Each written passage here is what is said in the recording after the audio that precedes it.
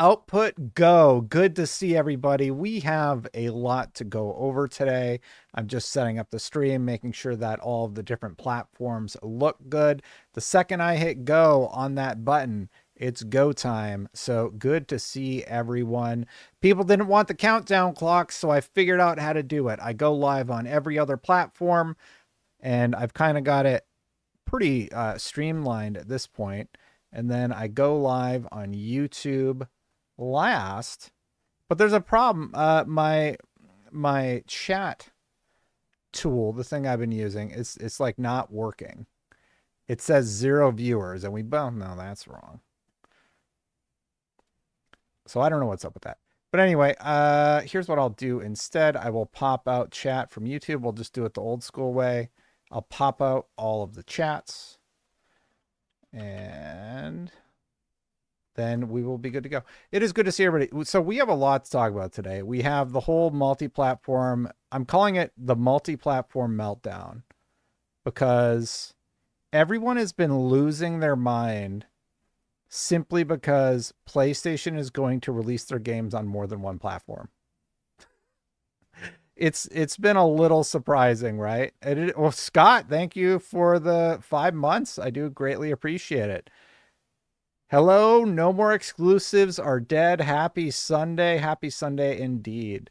I got an argument with Chris, not an argument, a gentleman's debate, we'll call it, where he thinks that releasing on Xbox isn't worth it.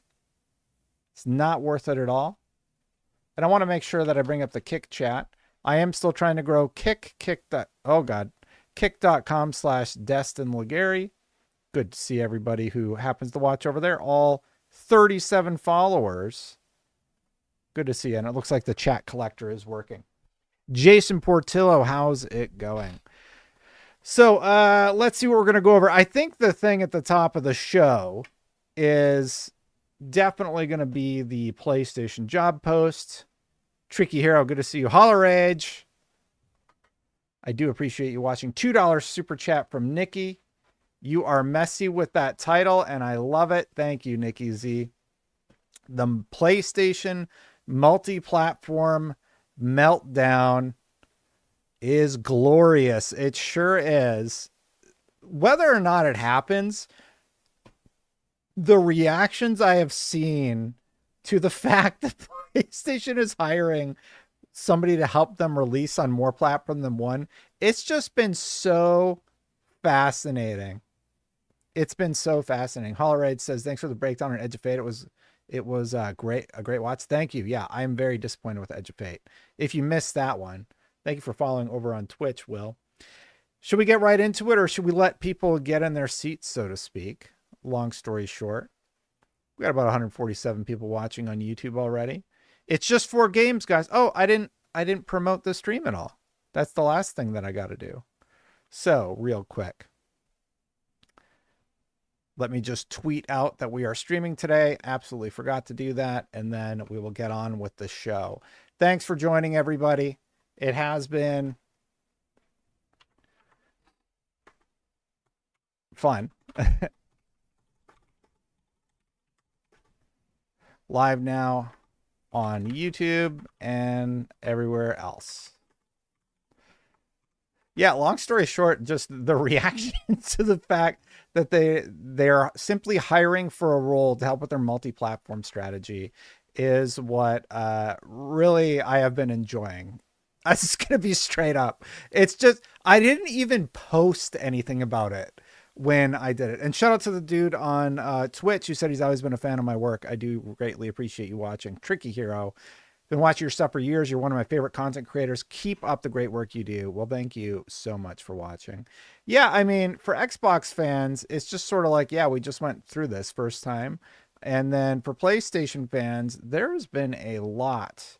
I would say the fan boys and girls more than anything, but there's been a lot of overreacting, I believe. So, yeah, it's not that big of a deal. PlayStation wants to make money, and they're going to do so by releasing on more than one platform.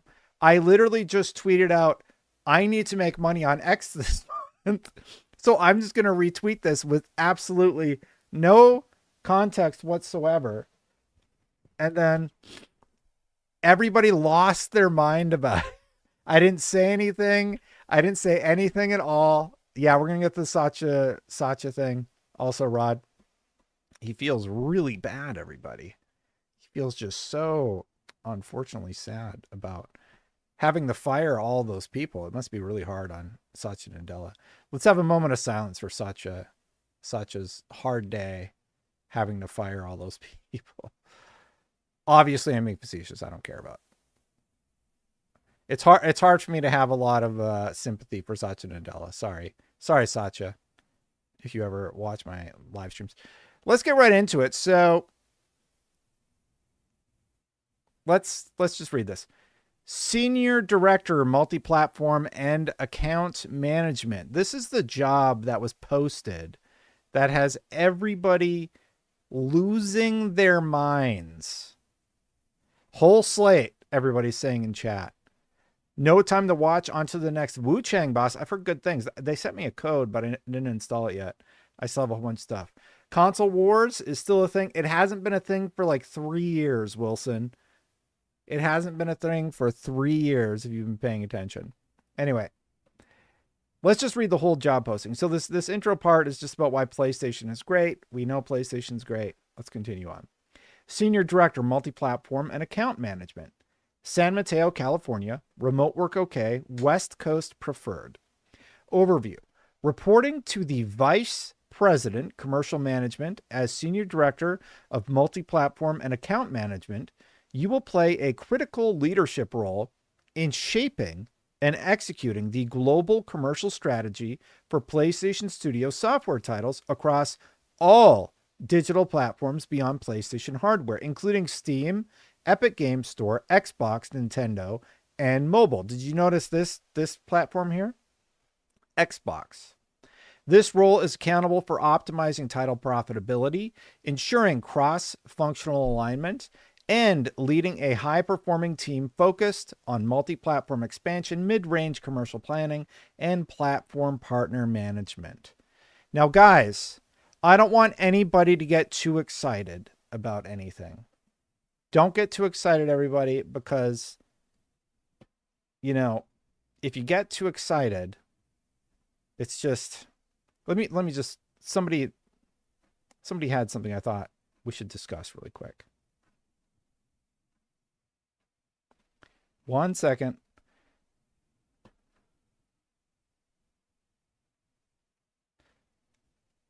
Okay, so before you get too excited, don't worry. William R. Aguilar said, I recommend reading my post on this topic to those interested. Correcting misunderstandings on the Sony Interactive Entertainment job listing for Senior Director, Multiplatform and Account Management. Not that the first responsibility of my job listing is to oversee the out of year mid-range. Guys, it's not that big of a deal. It's not that big of a deal, everybody. Everyone calm down. Good to see you, Paris. I still have to watch your interview. Mine's going up Monday. Guys, it's out of year. Don't misunderstand anything. Look, I don't have any hate towards William, but I gotta be honest. This was certainly unexpected to see for a job posting. Whoa, hold up. It's not that big of a deal, everybody. No. So they're a hardware company, Microsoft software, and it's different. PlayStation, it's different because I think even PlayStation fanboys were like, bro, like, we know it's not that big of a deal, but this is nuts. Okay, continue on. We'll just read the job post.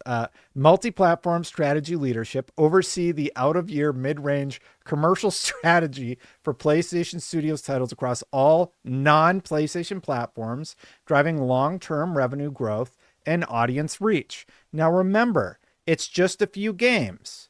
It's just Destiny 2, Marathon, Helldivers 2, Black Myth Wukong, MLB The Show, Lego Horizon. That's it. It's just 6 games, you guys. That's it. It's just 6 games. It's not that big of a deal.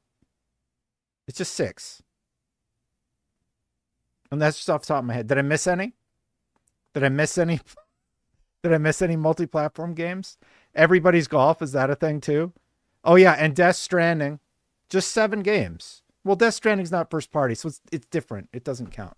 Look, I'm being facetious in my presentation and like joking around with y'all, but at the end of the day, it's very clear that PlayStation likes money and Xbox likes money. So yeah, this is a thing that's going to happen. And it's super weird to me that anybody, even William, would come out with this super long thread to like explain it to me like I'm 5 years old. Yeah, we know Helldivers 2. Let's read William's thread. Let's give him the benefit of the doubt. William's going to inform us all about why we don't get it. Okay? Correcting misunderstandings on the Sony Interactive Entertainment job listing for senior director. Note that the first responsibility of the job listing is to oversee the all in caps from him out of year mid-range commercial strategy for PlayStation Studio titles across all non-PlayStation platforms, driving long-term revenue growth and audience reach. Yeah, we know. It still means more games are coming to other platforms, including Xbox. It's a good thing.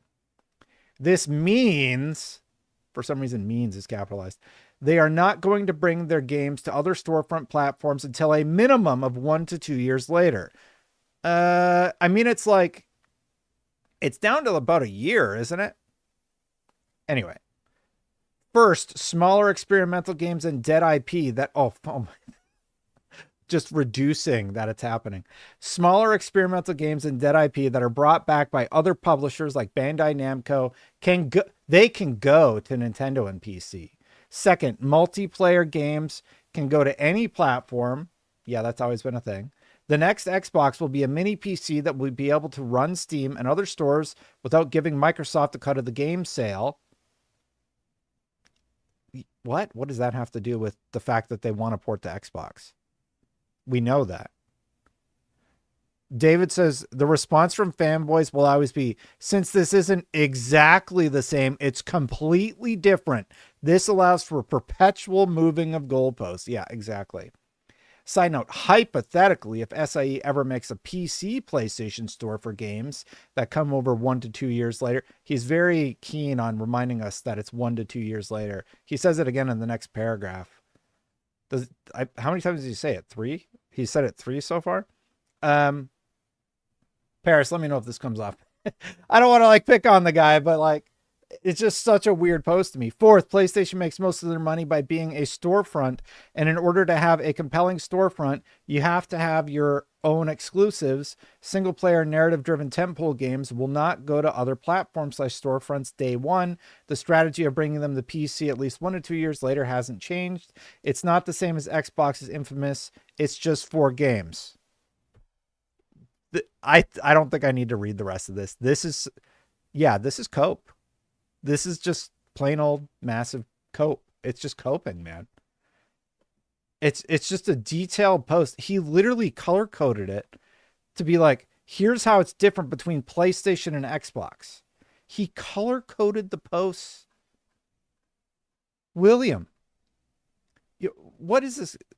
He's a gaming analysis, infographics, data research, financial report breakdowns, and explanation. I believe in freedom, justice, rights, and improving quality of life. Cool. Like, what are you doing, man? Like, I don't think I've ever done this. Anyway, the long and the short of it is they are going to bring more games multi-platform. That is good. This is the whole barriers coming down thing that I've talked about for years, that more recently Phil Spencer and Satya Nadella have talked about not liking. Long story short, everybody likes money. Xbox likes money, and when Xbox brings their games over to PlayStation, guess what happens? The best-selling PlayStation 5 game of 2025 so far is an Xbox port. It's not just a new Xbox port either. It's a 4-year-old game. Fantastic game, by the way. Fantastic game. Absolutely gorgeous. game. I love Forza Horizon 5. I am so happy that more people get to play it. I gave it my game of the year that year, and it won game of the year on IGN. So it surpassed every other game on the platform. Aya Thundera says that's one game, Destin. Sea of Thieves topped the charts when it went over to PlayStation. Even Pentiment and Hi-Fi Rush were popular releases on the PlayStation 5. But make no mistake, these games are doing quite well on competing platforms. And I think that's going to continue to happen. Because you know what most people don't care about? They don't have some sort of weird brand loyalty to PlayStation where they're going to refuse to play great games. And Forza Horizon 5 is a great game. Sea of Thieves, if you're into that type of game, it is a great game. There's room for both. Hellblade 2, did that one actually make its way over? Philaroni says, I really think anything licensed should be multi-platform MP. That includes all Marvel games, be it the upcoming Blade or Wolverine game. The cost of the license alone more or less necessitates it. And congrats on your 1 year, Shijinzo86. I do appreciate it. I'm happy that this is happening, personally. My personal reaction is I'm super happy about this. I hope that Stalker 2, I keep bringing that one up every time I talk about this topic. I hope Stalker 2 sells like hotcakes on the PlayStation 5 platform. I would love to see that game just rocket on a competing platform. I think it would be great news for everybody involved personally. And that makes me happy. It just makes me happy to see games being successful no matter what platform they release on. But let's read more about this job posting. Oversee out of the year mid-range. We already talked about that one. Lead the commercial contribution of PlayStation Studios' mid to long-range planning, ensuring SIE leadership is informed with data-driven insights and strategic perspectives. Studio partner. That was weird. I thought I heard something. Sorry. Studio partnership and influence. Act as the primary commercial liaison and escalation point for head of production and studio lead, securing alignment and buy-in on go-to-market strategies and publishing policies. So figure out how to make it look exciting. Go-to-market execution. Partner with marketing, product, and global publishing teams to develop and execute cohesive launch plans and lifecycle strategies for multi-platform titles. Commercial account management. I'll get to you in a second, Brandon. Lead platform relationships across PC and console ecosystem, Steam, Epic, Xbox, Nintendo. Ensuring strong collaboration, promotional effectiveness, and performance optimization. And this is the part that makes me think this is way bigger than people are making it out to be. It's this: team leadership. Direct and develop a team of senior managers across multi-platform strategy, account management, platform sales, and planning. Direct reports include director, multi-platform strategy, and account management. Senior manager, platform sales, Xbox and PC. Manager, platform planning and performance, PC and Xbox. This isn't a small nothing burger. This is a notable shift from what they have done in the past.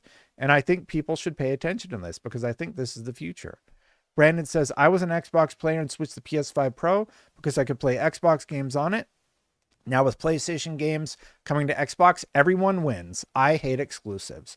I think most people, Brandon, they just want to play all the games in one spot.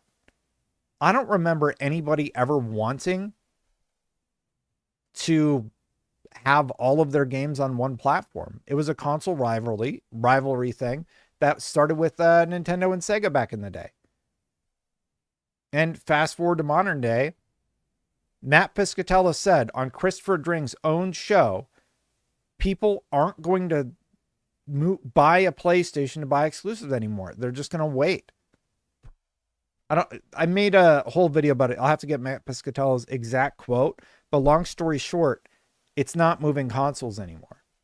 People are just staying put. And as we see, when those games make the leap to those other platforms, they sell exceptionally well. And I bet PlayStation wants a piece of that pie. As I said earlier, let me find the post here really quick. Oh, yeah. And then you got the Red Dragon. Whole slate, Gears of War E-Day and State of Decay 3 are coming to PS5. And then he links out to the story. I was going to get to that later. Good, I said. Look forward to them topping the charts like the other games have. It means more great games for everyone. I expect many more Xbox games on PlayStation 2. It's been made very clear that this is going to be the strategy going forward. And that's fine with me. I think, like, accept this new reality. This is what it's going to be like. And this is what it's going to be like for years to come. So, here's the gentleman disagreement I have with Christopher Dring. Thank you for the content, Christopher. I love how fanboys scoff at Xbox's 30 million. It's probably closer to 35 million at this point, but the last number I had on my console chart was 30. 30 million console owners like it's nothing. If even 5% buy a game, that's 1.5 million copies, aka 105 million in revenue. And guess what? Spider-Man would sell. I think a lot of the games would sell if they were to make the jump over to Xbox. I think there's still a healthy amount of Xbox console owners. And the main issue that I take with any response to this is that people act like 30 million is nothing. They act like it's nothing. Like, oh, 105 million in revenue. Ugh, why should we even waste our time? It's $105 million. Well, assuming all sold at full price, it's actually 70 million, Christopher Dring says. Now, I was confused because clearly I'm talking about revenue. I'm not taking out platform fees and all that stuff. And of course, that's where he went. So I was like, 70 times that is 70 million. He said, you've not factored in the platform fees and store costs. I've not counted any dev costs, but also how many of those Xbox users don't already have access to Spider-Man via PC and PS5? There's revenue on Xbox, but I doubt it's a priority. Switch might be a better fit. Christopher Dring, he just had Matt Piscatella on his show saying that PlayStation owners aren't going to buy an Xbox and Xbox owners aren't going to buy a PlayStation. And neither, like, he said that's not a thing. He said that on his show. He just talked about it like the other day. So I found this response to be a little bit odd. And the reason I'm bringing it up, he literally said the other day, as we said on the Game Business show this week, the role of exclusives in selling consoles isn't as significant as it was. People aren't switching machines away from their libraries and friends. Exclusives still bring in new console users, but expect multi-platform to become the new normal. And then he's saying that, like, there's no reason to release on Xbox. Well, that goes against what he's been saying. Like, there's revenue on Xbox, but I doubt it's priority. Switch might be a better fit. So I asked him, I think we all know there are other costs to consider. That's why I said revenue. You think it's not 5 million, by the way, it's 3.5 million. You think the 5 million Switch 2 units sold that could run these games has a better chance than the 30 million install base of Xbox console owners? It's not a cost in the traditional sense, but I don't actually understand this reply, but it's taken before they receive it. The port isn't coming out tomorrow, or let's be honest, at all. So he doesn't think Spider-Man's ever coming. But I don't understand. I don't understand Dring's take here because, I don't know. This is the situation where I'd be like, do you just want to get on the phone? Because I don't get what you're saying. Yeah, of course. Let's say he's right. It's still $70 million. It's 70 million. Like, didn't PlayStation make a post when Spider-Man did 100 million in revenue? Like, it's a significant amount of money being left on the table. And I find it very strange that anyone would scoff at the idea of releasing to 30 million potential customers. Like, look, Xbox deserves a lot of criticism for, the layoffs, for how they've handled their portfolio and all of that stuff. But just saying that, like, the 30 to 35 million console players probably just aren't going to buy these games, I think that's woefully untrue. I think Helldivers 2 is going to do great on Xbox. They've done a big marketing push for it. Let's say it's 50 million total profit. So we're taking out all the costs. We're talking just profit. So let's say it's 50 or 60 million dollars. That's assuming only 5% buy a game like Spider-Man. Spider-Man has mass market appeal. I would guess double that. You're still talking about a healthy amount of money. So I don't know. I find it weird that when and it's not just a drink thing. This is something I see on the line online all the time. If a PlayStation game goes to PC, it's downplayed. It's like, oh, that's not that big of a deal. It's like I don't get it. It's good. All of it's good. PlayStation games going to PC is good. PlayStation games coming to Xbox, like Helldivers 2 and Black Myth Wukong, that's a good thing. More people get to play the games you love. It's so weird to me when anybody would say it's bad for some reason. It's not. There's no world where any of it's bad. PlayStation gets to make a significant amount of money. And I would be really curious to hear from a developer. They've already made most of these games for PC. How hard is it really to optimize from the lowest SKU PC to get it onto an Xbox console or a handheld? Like, you've already optimized most of your games for Steam, and therefore for the Steam Deck are Steam Deck verified, but you just can't figure out how to get it on Xbox? Like, so you've already done all of these checklists in terms of optimizing, but Xbox, it's just too expensive. I don't buy it. I think it's bullshit. I think it's complete bullshit that you're going to say, oh, we have to develop for the potato. And I'm not talking about Dring. This is like other stuff I've heard in the past. They're complaining about like the Series S. It's like you're complaining about the Series S, and yet you have to optimize for the Steam Deck and all the other handhelds out there to get like Steam Deck verified. And that install base is what? 2 to 5 million players? But the Series S is the problem? Anyway, that's just something I've had on my chest for a little while. So a little bit of response to what Dring is saying there. I don't agree with his assessment. I think even if it's the amount he's saying, it's still $70 million, you guys. $70 million. Destin, you know the answer to your question. You were pro exclusives until Xbox went third party. To clarify my stance on the whole exclusives thing, I thought that Xbox would make things exclusive. They made it clear they weren't going to do that. Very clear. So earlier on, like when the Activision deal was announced, I was like, this is going to be great, because if Xbox decides to make things exclusive, they can use that as leverage to get Sony to play ball and to improve their offerings. And that'll wind up being a good thing for consumers. Xbox felt that making things exclusive would be too anti-consumer. They didn't do it. And I'm like, oh, okay, that makes sense too. Like, that's the long and the short of my take about exclusives. People bring that up all the time. And it's just like, yeah, you talking about like the week where they said that they were going to do that? And if they did, I do think that PlayStation would have had to figure out a way to get people to the table. Got a few super chats here. Paul says, I think the assumption is that Xbox players are trained to go for Game Pass more so than purchasing a game. Also, it isn't hard to port to Xbox. Yeah, I don't think so, Paul.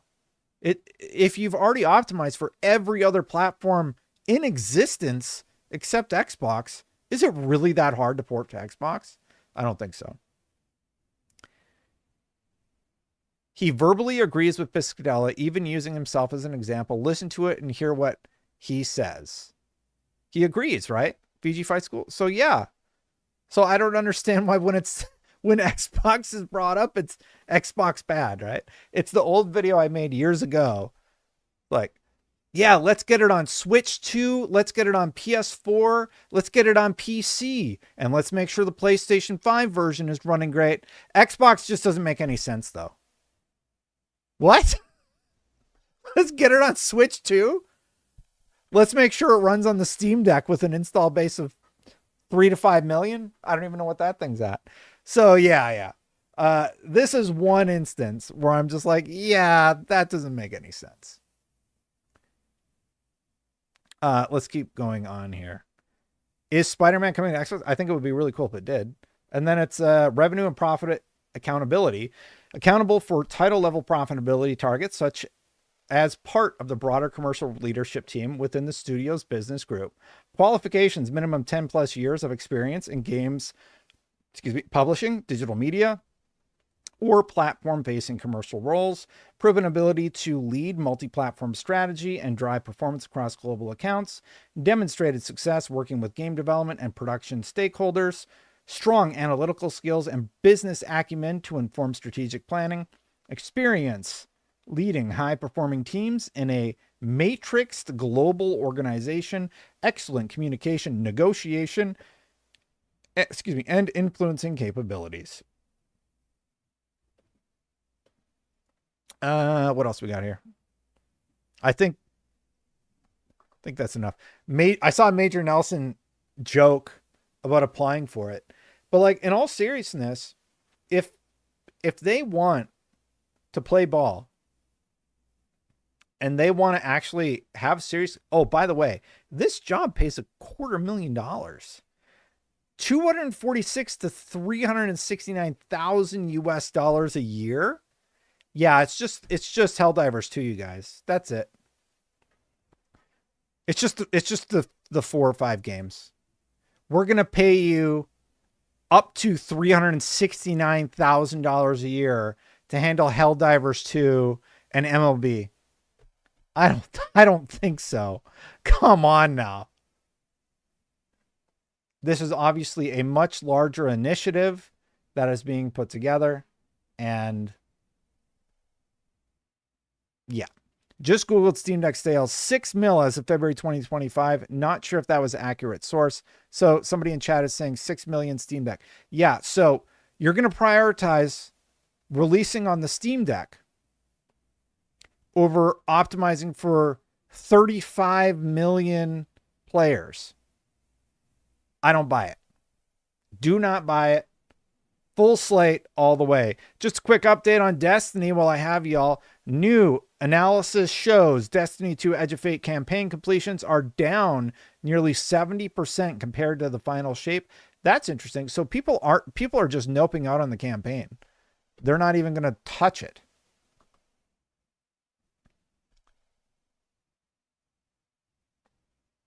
Oh, you guys want to, we can keep talking about the console thing. I just thought I didn't really have anything else to say.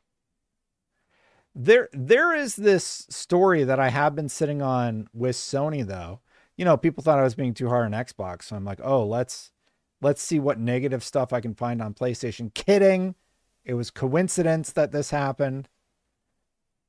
There's a whole video that somebody made about this. I think it's really, really interesting. U.S. judge rejects Sony settlement letter over PlayStation game sales. It was Bellular Gaming. Bellular Gaming made a whole video about this. Long story short, PlayStation was jacking up the prices of their games in the store, and some gamers got together and they did a small class action lawsuit against PlayStation for this because there was no other way to get the games. So now the judge is just saying, no, you can't settle this case. You're going to have to pay out millions and millions of dollars. And this could have an impact on how they do things in the future for the store in the US, UK, etc. Paul says, after Hogwarts Legacy, a 9th gen game got ported to Switch 1, I was done with it can't be done. That system is about 3% the speed of the Series X. Absolutely. I think it's absolute hogwash, in my opinion. So huge W for the judge here. This is from July 18th. A U.S. judge in California has declined to approve a class action settlement with Sony that would have distributed 7.8 million in electronic credits to millions of users of the company's PlayStation video game console. Sony has agreed to the settlement to resolve claims that it overcharged for digital games, but U.S. District Judge I'm not even going to try. In San Francisco said in a ruling on Thursday, that the plaintiffs had not convinced her that the accord was adequate. Martinez described the agreement as a coupon settlement and said those type of deals are generally disfavored. The judge said that consumers who brought the case can file a revised proposal. Michael Buckman, a lead attorney for the plaintiffs, declined to comment. Sony did not immediately respond to a request for comment. The plaintiffs, who estimated the class size at more than 4.4 million individuals, sued Sony after its 2019 move to bar retailers such as Best Buy and GameStop from selling so-called download codes for digital PlayStation games. The lawsuit accused Sony of illegally monopolizing the sale of digital PlayStation games. Martinez, in her ruling, said any updated settlement proposal should show how the value and structure of this settlement remains defensible, with an estimate of what individual class members would receive. She asked for examples of comparable cases and their outcomes.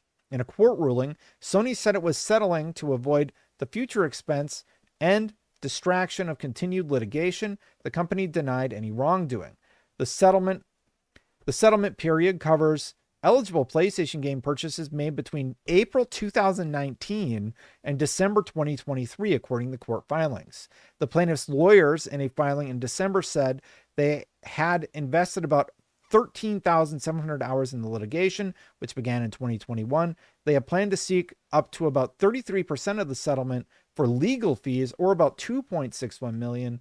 The case is versus Sony, and there's the case number if you ever want to look it up. So this is going to continue going forward. Somebody is pointing out Helldivers and Marathon have nothing to do with PlayStation Studios. Yeah. They're coming to Xbox. How does Marathon, a studio owned by Sony? I don't get it. Kelland is crashing hard, bro. I don't even know who Kelland is. Who's Kelland? Is there somebody crashing out right now? So anyway, there was this whole lawsuit thing. Oh.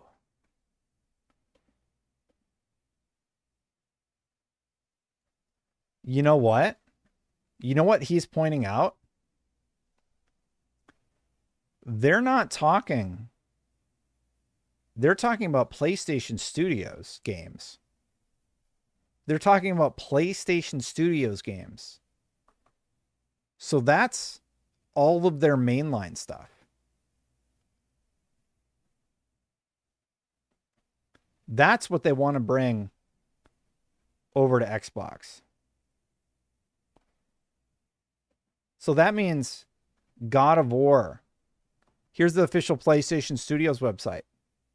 God of War, Ratchet and Clank, Ghosts of Tsushima, Demon Souls, Last of Us, Horizon, MLB, Returnal, Days Gone, Astrobot.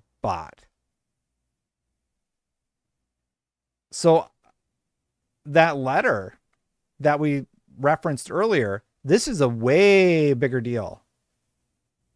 This is a way bigger deal than I think fanboys are making it out to be. Thanks, Skates. It is like a delicious candy snack every time this happens. Whole slate. Yeah. So like on this official website, what's on Xbox right now? MLB. That's it. Who's coming out of all the games on this page, everybody? Okay, we'll see. Here's the job post. You're going to see. Like, and they're talking about, you will play a critical leadership role in shaping and executing the global commercial strategy for PlayStation Studio software titles across all digital platforms beyond PlayStation hardware, including Steam, Epic Game Store, Xbox, Nintendo, and mobile. Anybody who thinks that this $350,000 a year job is just talking about old games and stuff like that, like I think this is a significant shift for what Sony has planned in the future. because they're talking about their studios titles. They're talking like the creme de la creme. They're talking Spider-Man. They're talking all of it. Yeah, look at this. They even list Helldivers 2, so I don't know why people are saying not Helldivers 2. Until Dawn. Ooh, Lego Horizon, it's coming. Death Stranding 2. All of these are listed from PlayStation Studios. And it includes games from Team Asobi, Ben Studio, Bluepoint, Firesprite, Housemarque, Guerrilla Games, Haven, Insomniac, yes, that includes Spider-Man, Media Molecule, Naughty Dog, Nixies, Polyphony. Now, I said that Forza Motorsport should make its way over to PlayStation. What if Gran Turismo made its way over to Xbox? I think that would be kind of cool. San Diego, Santa Monica, Sucker Punch. What did Valkyrie do? Oh, they helped with Ragnarok. Okay. Yeah, anyway, I think the chat, I don't know if the chatter was like trying to like own chat or something like that, or if he was pointing out, no, Destin, like, I don't think you realize this is whole slate. This is like all of their major IP and such. Anyway. Destin, are you heading to Gamescom this year? Nah, it's like $5,000 to go to Gamescom every year. Like on the low end, it's $5,000. There's no way that I'm going to drop that kind of cash to go to Gamescom for a week. So now y'all like PlayStation all of a sudden. It's kind of crazy. We've always liked PlayStation games. Xbox gamers for years have been saying, I would love to play Spider-Man. I would love to get Final Fantasy VII. They were sad that those games were locked away and there was always a hope. I don't think anybody ever hated PlayStation. Go watch my Returnal video where I gush about how much I love Returnal, or go watch any of the videos I've made when I was at IGN about how much I like everything else that they have done. I'm not even joking you, Destin. The tribalism in the console war is actually worse than most sports, baseball, football, American football. Yeah, man, it's nuts. It's sort of crazy. It doesn't say Spider-Man. It says PlayStation Studios games, which includes Spider-Man. PlayStation Studios is all of their core stuff. So we already know, like, Marathon's coming, Destiny 2 is coming, or Destiny 2 is already there. MLB is there. Like, all of the core games are already happening. So this is probably about more than that. Resner says, I'll pay for you to go to Gamescom. Is this the Trent Reznor? You're gonna drop a $10,000 super chat? I think I would feel a little awkward about accepting $10,000 just to go to Gamescom and hang out. But the chat doesn't. You guys already paid for my YouTube premium. I do greatly appreciate that. But I don't know that I can accept, unless you're Trent Reznor, then it's like you don't care about money. But yeah.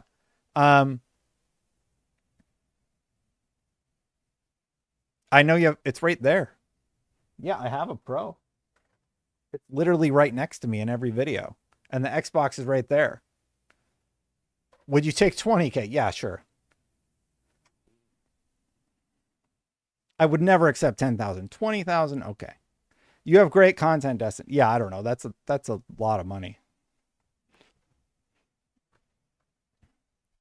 Celebration Day, party, 1 million. Yeah, I don't even think you can super chat like $1 million.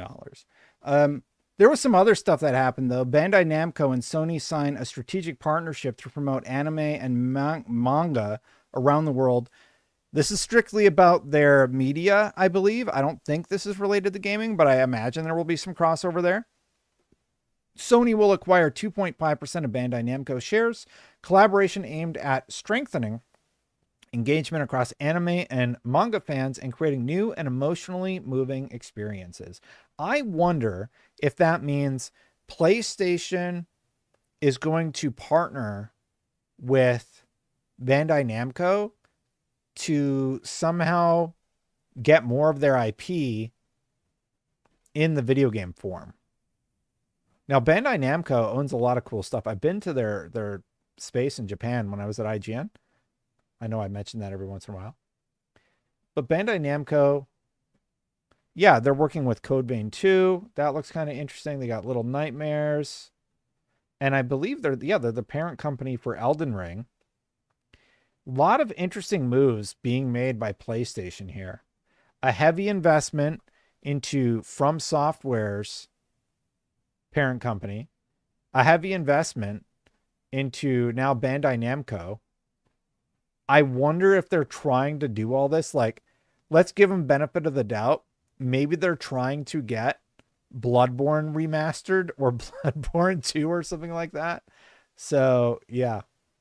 Bucky over at Palworld said Sony picks up 16 million shares of Bandai Namco for 68 billion yen, making them a 2.5% shareholder overall. And this was the press release. I won't maximize it because it gets all weird. Bandai Namco today announced the signing of a strategic business alliance agreement.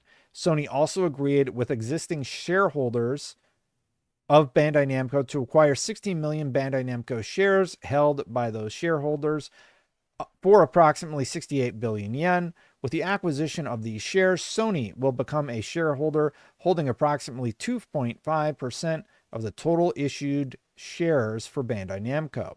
Through this business alliance and Sony's investment in Bandai Namco as two of the leading Japanese entertainment companies, Bandai Namco and Sony will focus on expanding the fan community for IP such as anime and manga around the world and strengthening engagement, particularly in the anime field where rapid market growth is anticipated, while merging their strengths to create new and emotionally moving experiences for fans, and as a result of these efforts, maximize the value of IP. So that's pretty cool. Bloodborne on Xbox. Oh my God. Chat's in like full troll mode today. Y'all are just trolling so hard today on the PlayStation stuff, aren't you? Wow, we got some pretty good concurrence. Good to see everybody. So yeah, I thought that was pretty notable. And honestly, I would like to see more of that happen. Like if this helps Bandai Namco do something interesting, then yeah, great. I'm all for it.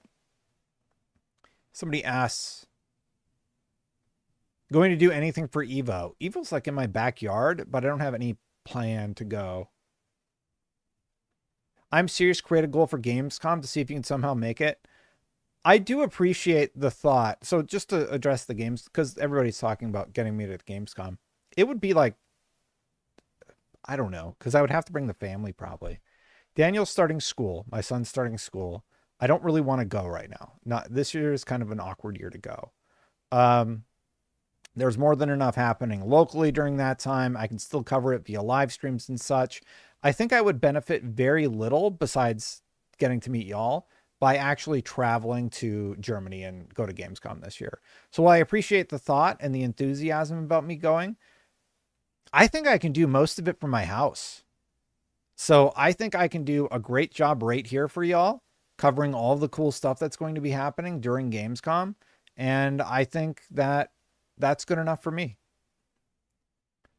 Is your washer working okay now? The new washer is doing fine. It is an LG, and it's fine. It's a washing machine.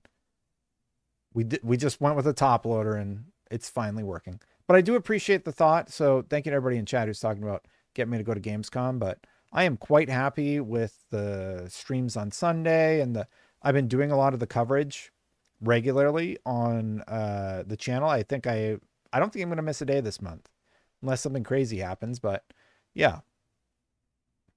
And I think I'm going to do just fine with my Gamescom coverage. I got some stuff planned already. You'll see when that comes out. And yeah, and already like they had a Grounded event. I can talk about that. And I went to that and I got to talk to one of the co-founders of Obsidian and ask him some compelling questions. That's available now to members, and it's available now on Patreon. So if you want to check that out, you can check that out right now. You have been on a good grind. Thanks, bye. Yeah, and this is my biggest month on YouTube with the sponsorships. It might be my biggest month ever. It might be my biggest month ever on YouTube. That's because I went back and I was looking at the my biggest year ever, I think, was 2022. I think this might be my biggest month of all time. I don't want to get ahead of myself. I'll have to like do the calculation, but if not the biggest, it's in like the top 5 month ever. It was a great month. Thank you for all the support, everybody. July is historically the worst month for streaming. Really? Well, I did very well this month, and I owe it to all of you. So I do greatly appreciate that. Thank you. And like with the sponsorship stuff, nobody's like giving me a hard time about the sponsors. You guys know it. I'm just getting the bag. And that's why I labeled them all #ad, and like they're clearly labeled. You know what I'm doing. So yeah. Anyway, you want to get back to it? I just thought I would address in person because people are being very kind and they're like, oh, let's get you to Gamescom. I'm like, oh, well, I do greatly appreciate that. But yeah, I saw that video. Definitely needed a mic on that video. And I mean a traditional one, oversharing 2 mics. I'm actually excited. Oh, Resner, did you see the interview with the Obsidian guy? So the co-founder. Yeah. So what happens is, like, even if I got the more expensive version of the Rode, I still am stuck. Like, I can only have 2 inputs. And they do one on the left and one on the right. And then I levelate the whole thing. So yeah. Let's get back to the news though. We got a letter from Satya Nadella, who's sad that he had to fire all those people. Thank you for becoming a member, Resner. I do appreciate it. I don't mean to be so callous. It's just really hard for me to feel bad for the guy who's making like 50 times what the highest paid person at Microsoft is. So yeah. Recommitting to our why, what, and how. Satya Nadella, chairman and CEO, shared the below communication with Microsoft employees this morning. And I think this comes off about as well as Phil Spencer's email comes off, where he talks about how well they're doing, but they still have to fire people. As we begin a new fiscal year, I've been reflecting on the road we've traveled together and the path ahead. Before anything else, I want to speak to what's been weighing heavily on me and what I know many of you are thinking about: the recent job eliminations. These decisions are among the most difficult we have to make. They affect people we've worked alongside, learned from, and shared countless moments with, our colleagues, teammates, and friends.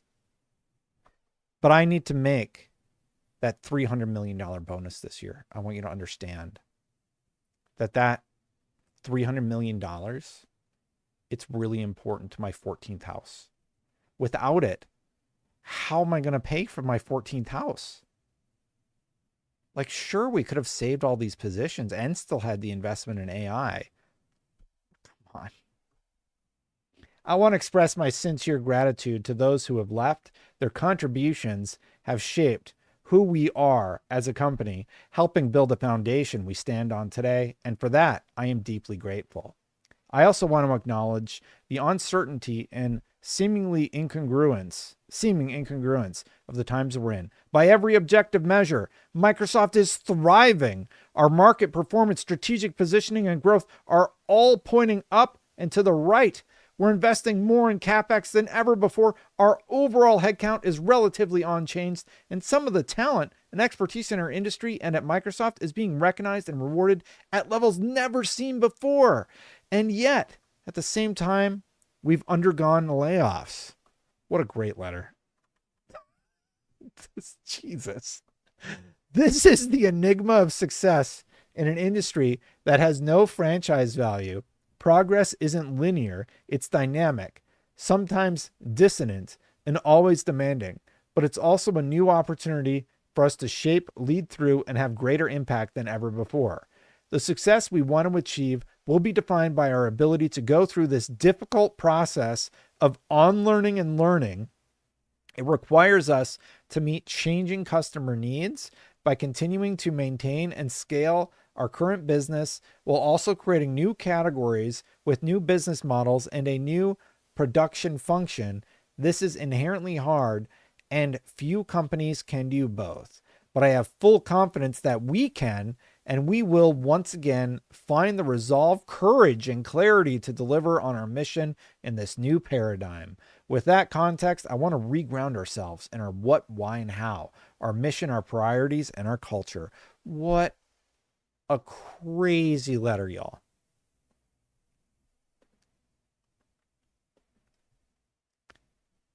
Like, I don't like, what are you supposed to take away if you got laid off? Do you think all the people that got laid off, like, they're just so dumb they can't figure out how to program a prompt for AI to do stuff for them?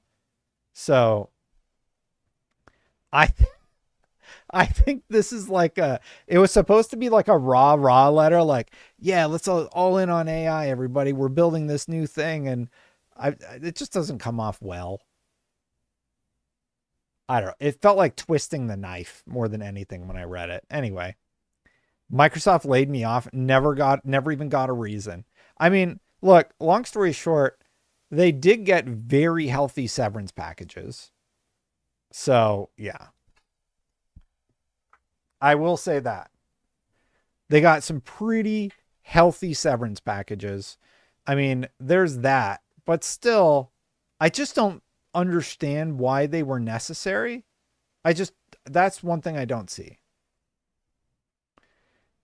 What does achieving our mission look like and feel like for us as a company? When Microsoft is succeeding, the world around us must succeed too. This is why each of us chose to be here, and as a company, it's how we earn our social permission to operate.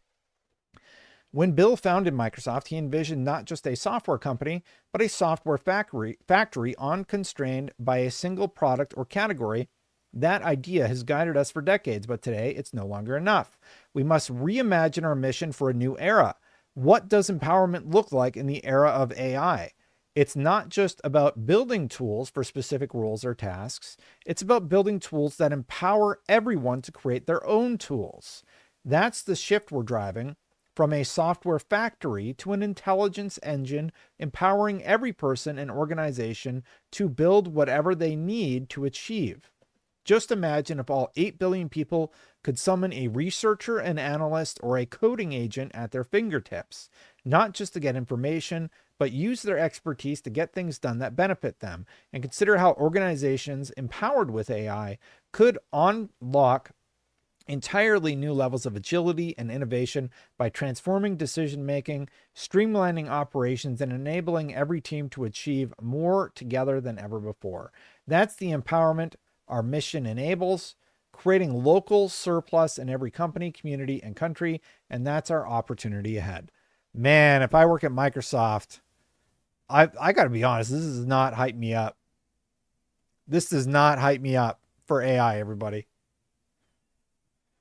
How do you feel about that? Like, just reading this, if I'm an employee of Microsoft, I think this is a pretty negative letter overall.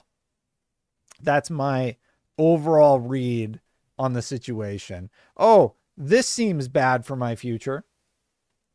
Did he use AI to write the letter about how AI is so great? It's kind of crazy. Let's see what else we got going on here. Do you want me to read the whole letter? I can read the whole letter, but I'm kind of like over it already. I was like, yeah, okay. I get the idea of using AI to do this, but I don't think he makes a good case for why he needed to fire all those people, right? Like, this doesn't help it make sense better, more so, I should say. Just say we're transitioning to AI and we want to like reduce the headcount so that we can have AI replace those jobs. Like, just say it if that's what you're getting at. I'm excited for smaller companies to benefit from AI. I mean, yeah, maybe smaller companies can benefit from it, but it doesn't explain why Microsoft actually needed to fire all those people and reduce headcount. They could have literally restructured those people. They could have, yeah. They said, we encourage you to apply at other branches of the company. Like, it's people who've been there for decades. Like, I know one guy who was there like at least 10 years.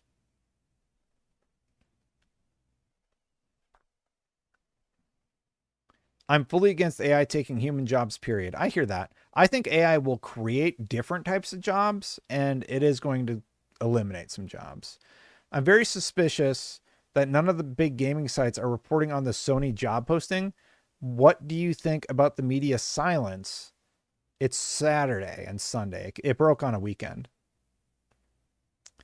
I think here's how I think it's going to be covered in the coming days.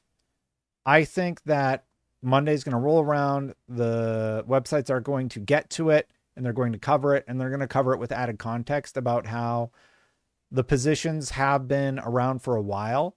I do think that this is a notable type of position where it seems like they're beefing up this branch of the company as opposed to reducing it. So Anthony, I think it's a very simple. I just think it's the weekend. So I know, for example, like when I worked at a big company, we didn't do anything on the weekends. Most of us didn't, I should say. I would still work on the weekends. You weren't really supposed to, but yeah, I think it's just a weekend. And then come next week, it'll probably get covered. So I don't think it's like anything crazy. What did y'all think about the Battlefield trailer? So everybody's been losing their mind about this Battlefield trailer. I haven't really had a chance to watch it yet. Let me get set up here really quick. We'll give it a watch. I'll figure out how to turn my camera back on here in a second. Apparently I turned everything off the last time I did this. What? Did this one? Boop. All right, there's my camera. Step 1 done. Then I need display. There we go. All right. Slits. That's the wrong one. Oh boy. Great programming, Destin. Did I do it? All right. So this is the Battlefield trailer, and let's check it out. My fellow citizens, my fellow. We will prevail.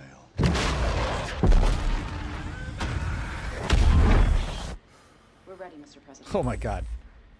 My fellow citizens, today represents a dark day in our history. With this monstrous, unprovoked attack, no country is safe from their reach. This is an engine, right? Like this looks an engine to me. Okay, maybe not. For all those serving on our behalf, our prayers go with you. For the Reminds me a lot of the Division 2. Pax Armada mercenaries who are watching now, I have a message. Ah, copyright strike. We'll just watch on mute for a little bit. So overall, just watching this trailer, I think it looks great. Did they say it's in engine though? That's the only thing that I'm wondering about. And we've seen all of this leaked gameplay and everything over the weekend. So I'm excited about this, just getting to play in all of these different locations. The only game that even came close to that Battlefield vibe I was looking for was, I think it was Delta Force. We played it a lot on the stream. But this looks great. And I think they must be doing some sort of playtime or beta, I should say. Playtime. I don't know why I said that. I think they're doing some sort of beta or something right now because there's all this leaked footage that's coming out, and it looks really, really good. I played the last Battlefield a bit, but I hope that it's as good as what we've seen so far. Some people are being a little critical about how the game is looking and everything, but overall, I think it's good. Good looking.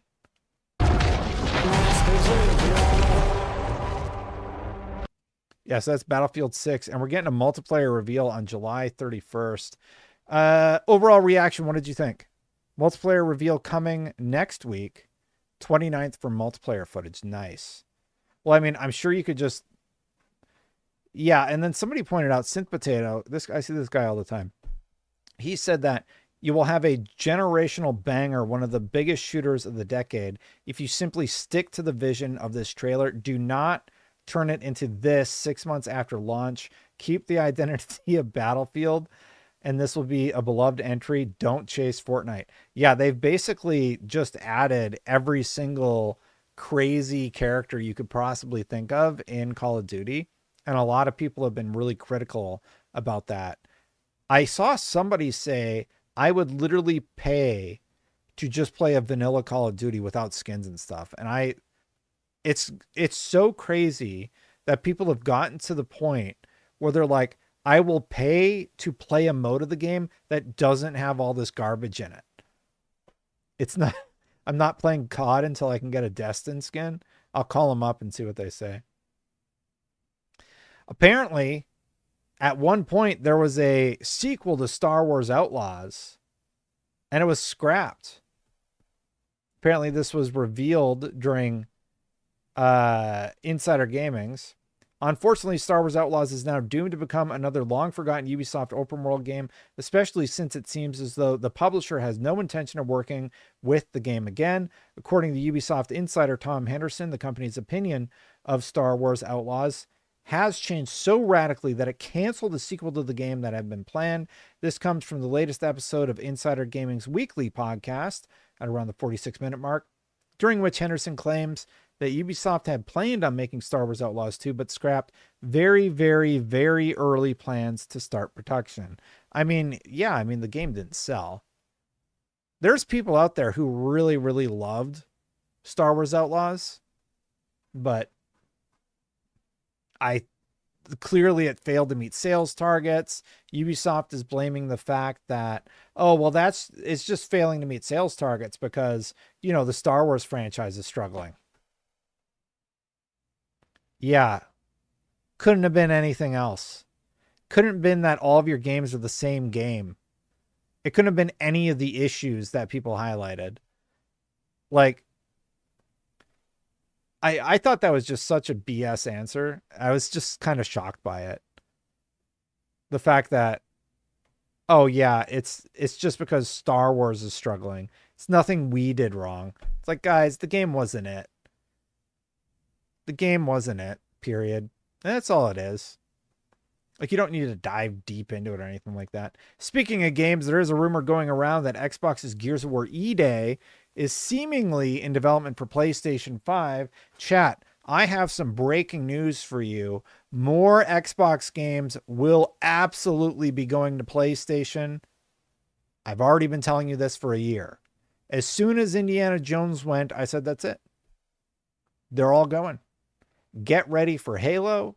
Get ready for Grounded 2. Get ready for everything else on Xbox's slate to eventually come to PlayStation. We'll see if it ends up being day and date or not. Here's what's being reported. With Gears of War set to make its PS5 debut next month as part of the Coalition's Reloaded remaster of the original game, 1v1 me, by the way. I'm excited to play this game on PlayStation, honestly.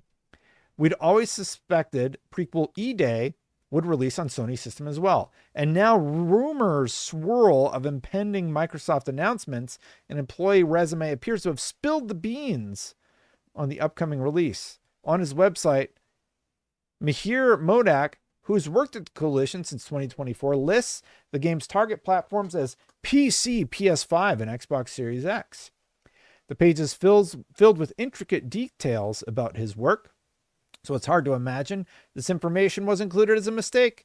However, on a similar page about Homeworld 3, he includes the same 3 systems. Despite the RTS only ever launching on PC. Perhaps he was working on a port which never released? Either way, it wouldn't really be a stretch to see E-Day launch on PlayStation 5, would it? Here's a little more information about the game, courtesy of Xbox.com. 14 years before Gears of War heroes Marcus Phoenix and Dom Santiago return home to face a new nightmare, the Locust Horde. These subterranean monsters, grotesque and relentless, erupt from below, laying siege on humanity itself. I think this story is kind of a nothing burger. Xbox fans, please tell me by now you have accepted that more Xbox games are going to go to PlayStation. Because I think everybody knows it's happening. Like, it's been over for a year. I think when Halo happens, everybody will be like, oh yeah, well, like, we were kind of ready for it. That's what Xbox has been doing. They've been sort of like easing you into this idea of Xbox games on PlayStation. And now that Forza Horizon 5 is like the number one game on PlayStation. And let me be clear. Forza Horizon 5 isn't just like the number one game on PlayStation for the month. It is the number one game on PlayStation for all of 2025.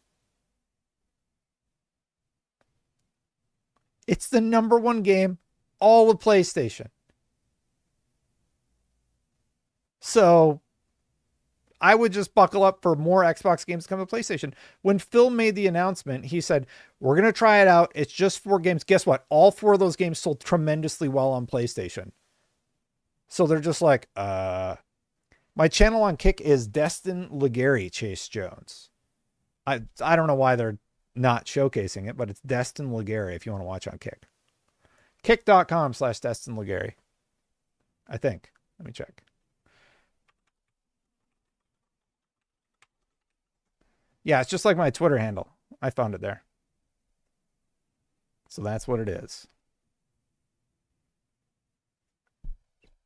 And then I think this was like a nothing burger to me, but a lot of people wanted to talk about it. So Microsoft abruptly stopped selling and renting movies and TV shows on Xbox and Windows devices.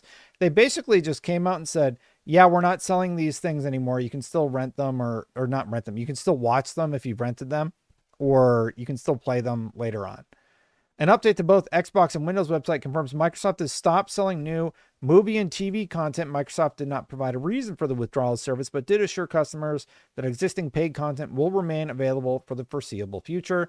Existing customers continue to access their previously purchased content on Windows and Xbox devices, and players can continue to play personal videos on Xbox devices. Windows customers can continue to have access to playback and the download functionality. So long story short, I think that if they ever got out of the gaming space, you would see something similar. They'd just be like, hey, we're not going to sell more games on here, but you can still access your old stuff.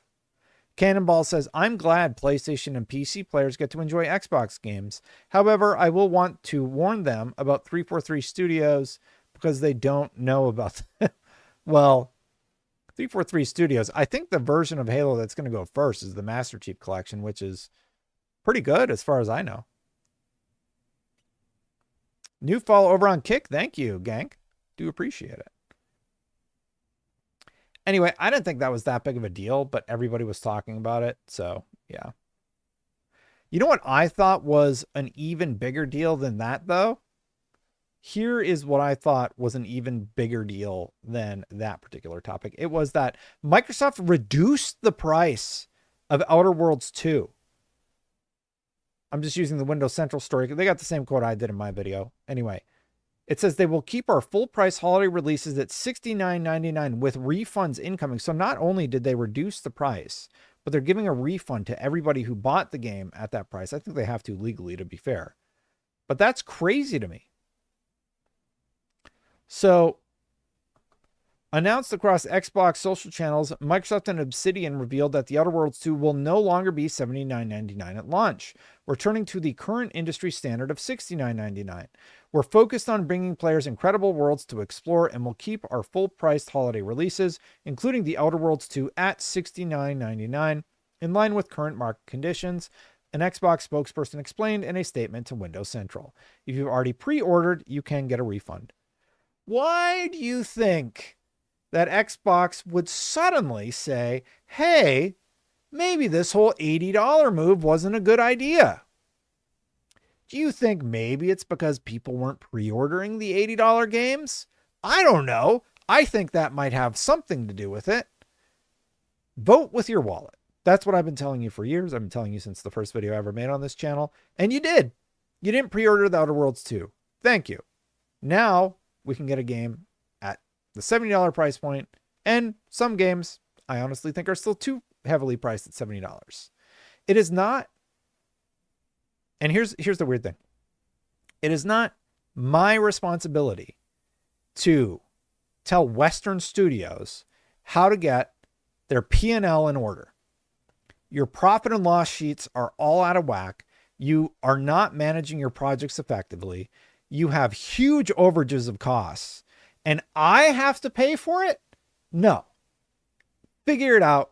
You don't need 9,000 employees to make Diablo 4. Path of Exile 2 did it in a cave with a box of scraps. And they laughed in my face when I asked them if it cost $100 million. It did not. So Western studios are in big trouble because they need to solve this problem.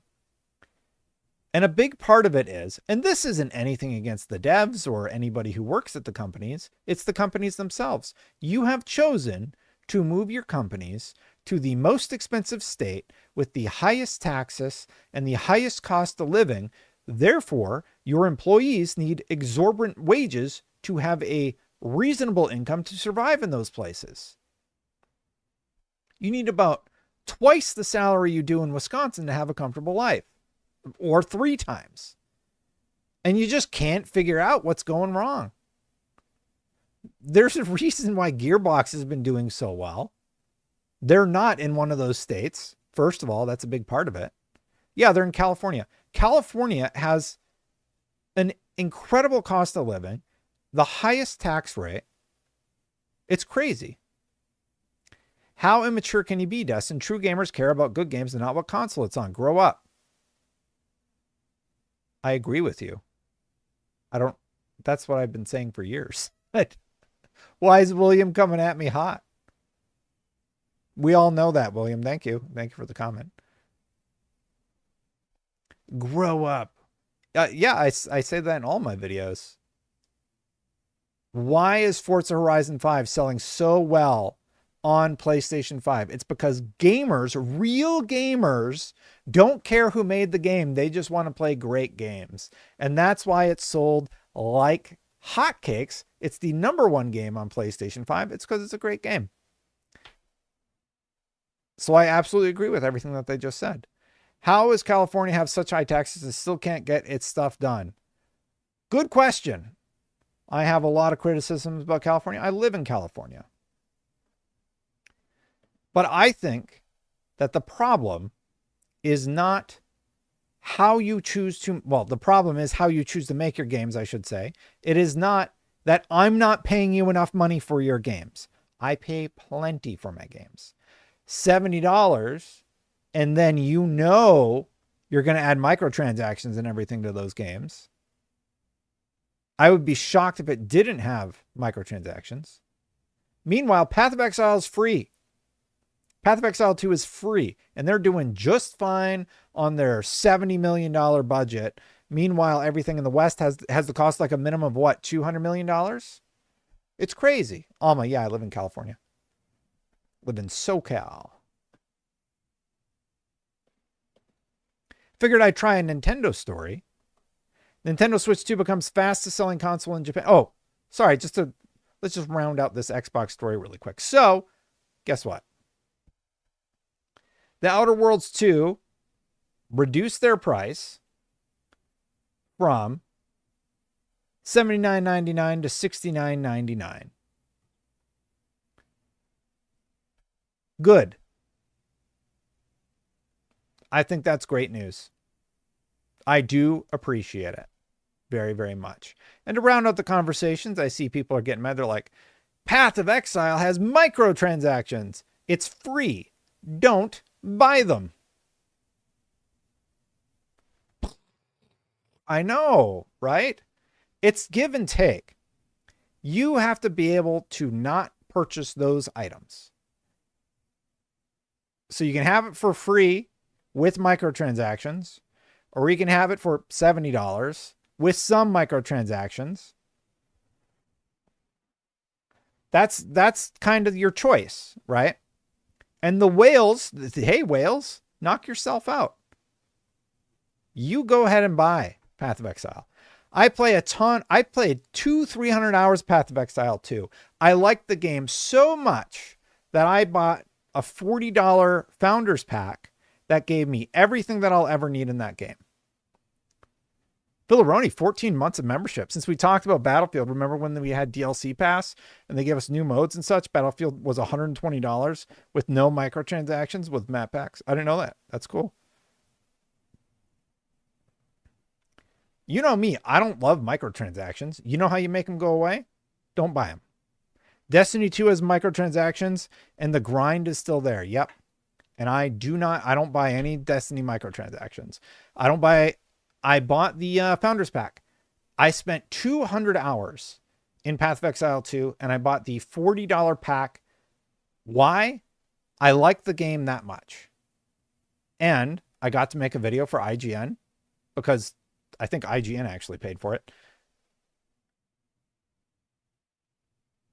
I made a video about stash tabs. That's what it was. Sorry, I had to think about it for a second. Yeah, so I bought the $40 founder pack and I was able to make the video about stash tabs. And then I taught people how to use them and say, like, this is the biggest bang for your buck, and that's how you buy it. So it's like $40. No, I bought the founders pack. So first of all, in media, I got Path of Exile 2 for free. So they gave me access. And I liked the game so much that I said, you know what? I like this game enough to give you $40. And then IGN was like, will you make a stash tab video? I said, oh, okay. So then IGN paid for the $40. So yeah, I think that I'm okay with that one. I don't buy stuff. I think I bought the Halo Battle Pass when Halo Infinite came out because you could earn all the other battle passes. I bought that one. And after spending 200 hours in Path of Exile 2, I bought the Founders Pack, which supported development of the game because I like the game that much. And they've released several characters since then. I haven't paid a cent since then, and I don't need to.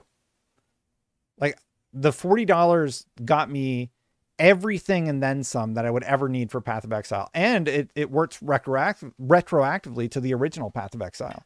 So, yeah.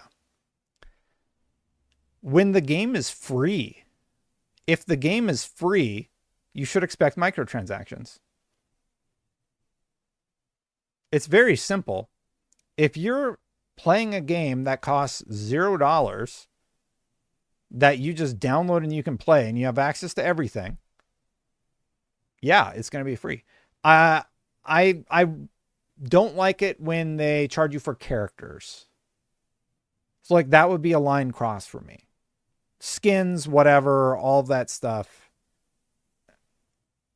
That's a tough question. But for me, the way I rationalize it is very simple. I spent 200 hours in a game. I love the game. I want to support the developer. I'll buy the $40 founder pack. And I made an exception in that one case, because I like the game that much. And it wasn't like I wasn't buying like a skin or one of the things that I fundamentally have an issue with. I bought specifically the pack that they were selling to support development of the game. Now, I joked with Mike Ibarra, or about Mike Ibarra's post about tipping developers or whatever after you finish a really, really great game like that. And I'm like, honestly, in my opinion, I think that the idea of a free game adding something like that, I think that's a good way to do it. Yeah, like Apex, still fun, but I don't like the character paywall. Yeah, the character paywall, I think you can earn the characters now, but anyway, yeah. Anyway, sorry. Kind of got off on a tangent there because somebody was asking about my stance on microtransactions. I'm pretty anti-microtransactions, so I get the question, honestly. I've been very against them for years. Hey, Rob. Good to see you. Nintendo Switch 2 becomes fastest selling console in Japan, surpassing PS2's record. The Nintendo Switch 2 has now become the fastest selling game console in Japanese history, surpassing the PlayStation 2's first month sales record that stood for over 2 decades. According to sales data compiled by Famitsu, the Switch 2 has sold an estimated 1.538 million units across Japan within its first 5 weeks on the market. That means they have defeated the previous record of Game Boy Advance 3.67, and they beat out the PlayStation 2 1.134 million. That is crazy. Very well done. And there have been some rumors going around that they sold 5 million. Those rumors are false. Nintendo says that Nintendo Switch 2 selling 5 million units is not accurate. The actual number is around 3. Here, let me just read what this analyst wrote. The actual number is closer to, well, actually, he doesn't say. But there was a leak, apparently, and he's just like, hey, this isn't true. So just be mindful of that. That's not true. I think it's closer to 3.5 million. And hey, great segue. speaking of microtransactions, did you know that according to Ubisoft's financial report, monetizing games with microtransactions makes the player experience more fun? Hey, everybody, you want some really fun microtransactions? Look at all these wacky microtransactions we put in our games. Isn't that great? Philoroni says, if a game is free, you are the product. What? I don't really understand that one, Phil. But anyway, Ubisoft announces financial report includes claim that monetizing games with microtransactions makes the player experience more fun. Ubisoft's annual financial report isn't exactly for us. That is, people who like video games and not stocks, but surely someone at the company had to know saying microtransactions make games more fun is a publicly available document wouldn't play well. The report filed on June 19th is pretty extensive, but only 10 pages in, it dives into key elements of Ubisoft's group business model and strategy, which includes further monetizing after the initial purchase in the company's games. As reported by MP First, what's this MP First? This is the second story I've seen. I've never heard of these people before. Are they new? What is this website? Has anybody ever heard of MP First before?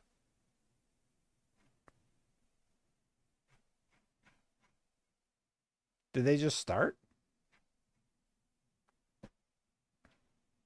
All right. Who are these people? I don't know any of these people. I mean, good on them. I've seen them pop up like 3 or 4 times. And yeah.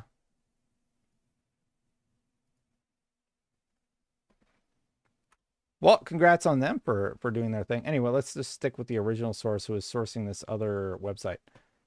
The section includes 2 seemingly contradictory statements reading, at Ubisoft, the golden rule when developing premium games is to allow players to enjoy the game in full without having to spend more. Our monetization offer within premium games makes the player experience more fun by allowing them to personalize their avatars or progress more quickly. However, this is always optional. Microtransactions are one thing. We'll just skip their paragraph. Monetization and engagement policies that respect the player experience feels like a half-hearted attempt to avoid much reviled pay-to-win strategies or otherwise aggravating marketing of in-game purchases. Even so, the bare suggestion that the digital deluxe outfits, premium weapon skins are being included for our sake is laughable. It would be more respectful if Ubisoft didn't pretend microtransactions are something players would ever classify as fun. Here's the sad thing. I don't agree with this statement, obviously. I think the younger demographic might agree with this statement. I think they get excited in Fortnite when the Black Widow skin comes back.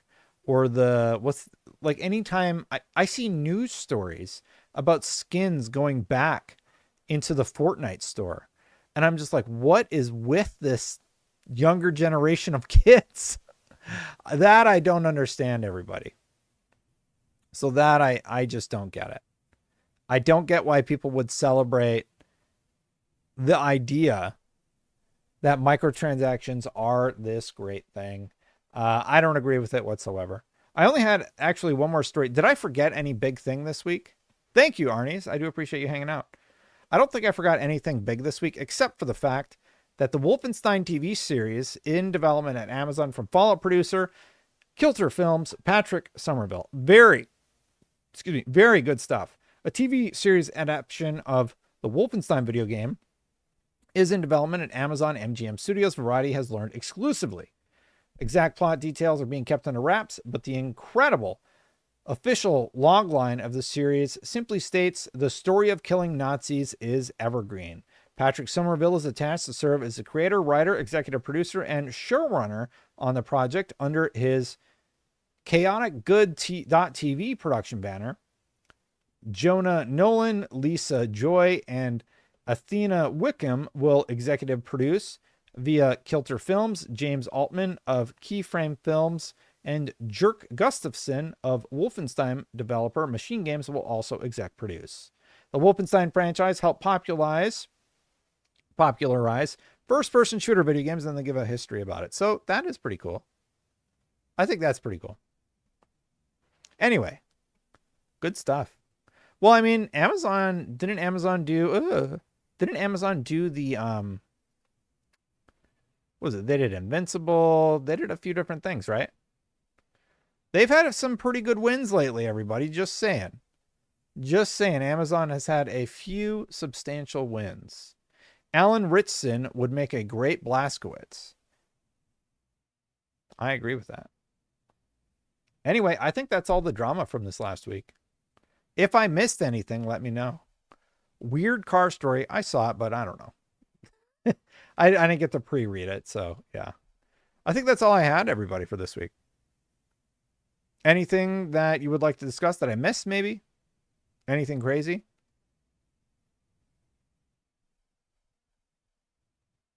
Whole slate. Yeah, that's right. We'll just do a little bit of chat time with Destin and chat. Chat, ask me anything you want. Let's have a nice Q&A session. I always put that as the goal. I forgot to put like a goal for leaving a tip or whatever. But I'm happy to answer any question you might have. I like William. William was asking about my thoughts on microtransactions.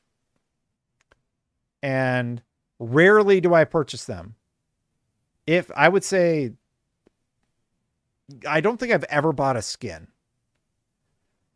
Here's what happened with me in microtransactions. In Destiny 1, they had these engrams that you could buy, and like they had us buy a whole bunch of them and try and get the specific costumes, right?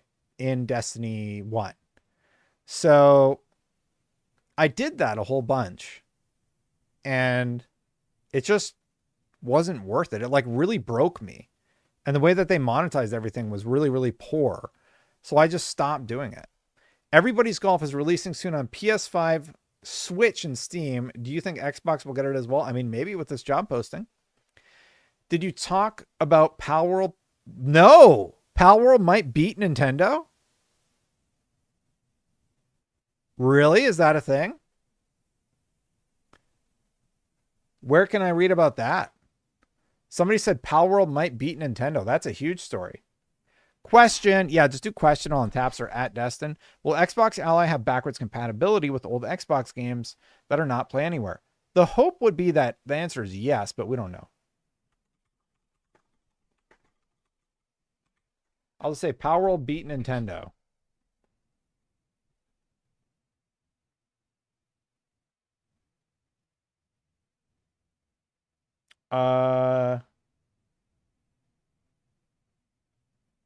All right, well, let's read what we got here. This is from this is a good one. So we're gonna go to the Palworld story here. Nintendo makes desperate Hail Mary move to beat Palworld in court. Nintendo has made a seemingly desperate attempt to win a legal battle against Pocket Pair, the creators of Palworld, over alleged copyright infringement. TLDR, Nintendo was suing Pocket Pair over alleged patent infringement related to Palworld's gameplay mechanics, but Pocket Pair's prior demonstrations and Nintendo's unusual mid-litigation patent amendments suggest a weak case. Ongoing game updates by Pocket Pair complicate Nintendo's claims, highlighting challenges in enforcing broad, vague patent language. Nintendo was suing Pocket Pair, we know that. For those who are out of the loop, the release of Palworld in 2024 was a major success. Nintendo sued Palworld. He's catching us up. Gamesfray has recently penned a new report that states Nintendo recently visited the Japan Patent Office and requested to change the description within the patent about switching rides mid-air. Why is this a big deal? The report states it's extremely unusual for a company embroiled in a patent suit to request an update to the patent to better fit what they are alleging, as that typically makes the original patent look weak. The updated patent also included broader language such as even when according to Florian Mueller, we've had Florian on the show, the founder and publisher of GamesFray and patent specialized IP Fray, I've been following patent litigation for 15 years for the better part of the period as a consultant and have seen many claims that were amended, but I've never seen even when or even if in a patent claim. It's bizarre. Broader vague language such as this typically isn't used in legal claims because clarity, precision, and specificity are essential to ensuring fairness, enforceability, and a proper legal, oh God, what happened? And a proper legal process. Vague language can lead to misinterpretation, which can be subjected to appeal or dismissal on the ground that the claim isn't specific enough. Wow. You should watch the legal mindset video on the Palworld versus the Nintendo case. It's pretty good. Is it new? This is great, honestly. I think it would be so good if this fell apart. All right, let's go back to questions. Do you believe there's a chance that Xbox and PlayStation will just tag team and make a console that plays both their games on it? I mean, no, I don't think they'll tag team it. But I think that's what Xbox is doing. This is a great comment. Let's allow those being rude to stay, and those who are here for Destin's channel have to just take it. Who's being rude? I didn't see anybody being rude. If I see it, just let Phil know. Multiplatforming is a W. Metal shows I would love to see GT going over to Xbox. Destin, you should watch the legal mindset video. Yes, we covered that, Ventura. I will have to check it out. That's interesting. I didn't even know he did one. Do you think PlayStation and Xbox consoles will die when all games come to PC day and date? No, I don't think either will die, actually. I think that both will continue to go on. But they might look different. Like, there's a talk about Xbox potentially doing a more PC-like device, which is something I've talked about a whole bunch on. It's actually what I pitched. Like, could the next Xbox be this? And it was basically exactly what I said. So that's great. So no, I think PlayStation might go that similar route, but PlayStation will always like tweak it a little bit different. The same way they're like not doing exclusives day and date. They're probably going to hold their exclusives for a bit, but I do think we're watching the walls come down in real time. Streaming is going to take over. Yeah, I mean, if streaming gets better, it could take over. Did I miss any of your questions? I think we're all good. I think that's a good time to end the stream. So yeah, update on life stuff. Here's what we got going on. The car blew up. It's in the shop for like 2 weeks. It's all covered under warranty. So whatever's going on with the car, that's going to get fixed. It's just super annoying. So now I got to get like a rental car until that's fixed. Washing machine going great so far. No problems. I hope I never have to go into that place again. It's a little louder than the original. I really like the first one that we got. Technically the second one that we got, but it broke after 3 washes. New one is doing quite well. My car didn't blow up. So I guess I haven't streamed since it happened. My car was having issues and I needed to bring it into the shop. So I made an appointment, and as I was bringing it in, because I couldn't charge it, I have an electric car, right? I was trying to charge it and it blew the fuse on the side of the house. And I'm like, that's weird. So it wouldn't charge. So I went to a level 2 charger, which is the ones that like stores and stuff, charged the car up and it's running fine. And then I bring it home, I park it, and it like throws an error. I'm like, all right, I'm going to bring it into the shop. So I call and they're like, hey, we can get you in right now. Just come out now and we'll get you in. I start driving it there. The car loses power, shuts down, forces me to pull over to the side of the road. So I'm on the side of the road on the highway, and I have to walk up the off-ramp to like get out of the way of everybody. And Buddy picked me up and brought me back home. But yeah, that was my adventure this week. So the car literally couldn't work. And then they were calling me from the shop and they're like, man, we can't like get it charged long enough. Like something crazy is going on with the car.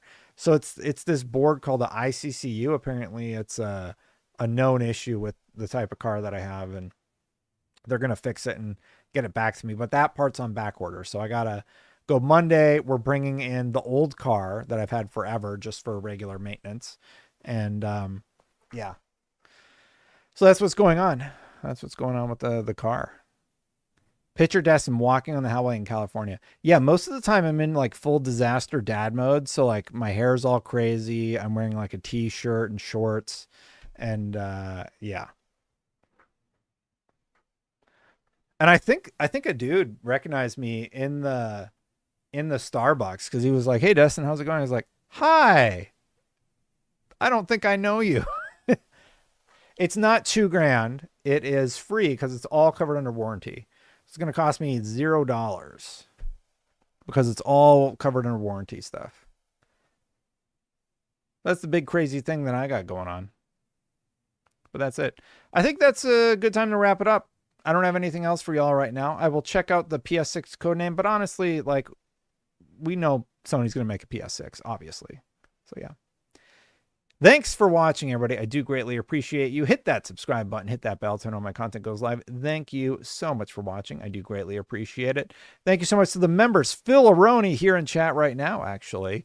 Spingetter, Chris Freddy, and Aries EMS, as well as everybody else. I have to update the member list, actually. Thank you, everybody who supports. I greatly appreciate you. I'm going to get out of here. Before I go, be sure you check out this video where I talk about another gaming thing that you're probably going to be into, or maybe it was one of my movie reviews. That's it. Bye for now, everybody.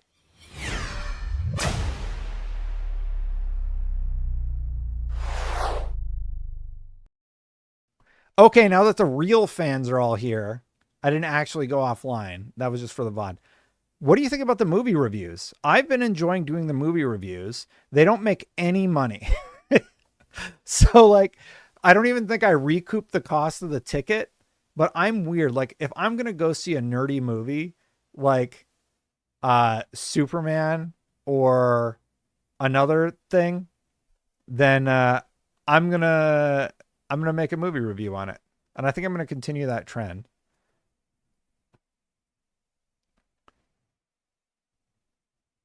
Loved it because of your perspective. Yeah, oh man, I thought Fantastic Four was real good, by the way. People did not agree with that one.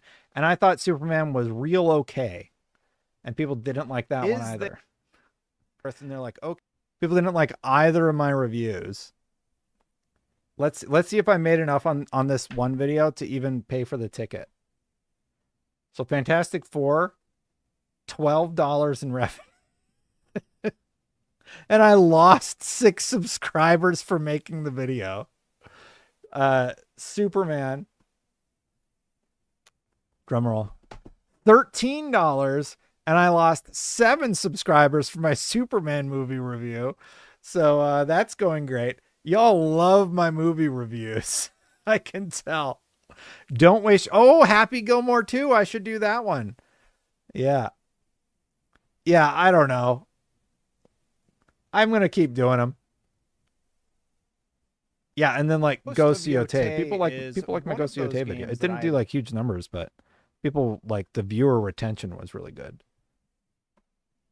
Yeah, most people watch like 7 minutes of the video. That's a lot. Anyway, all right. I'm going to get out of here. Appreciate y'all. Bye for now, everybody. Time to stop streaming. Boop.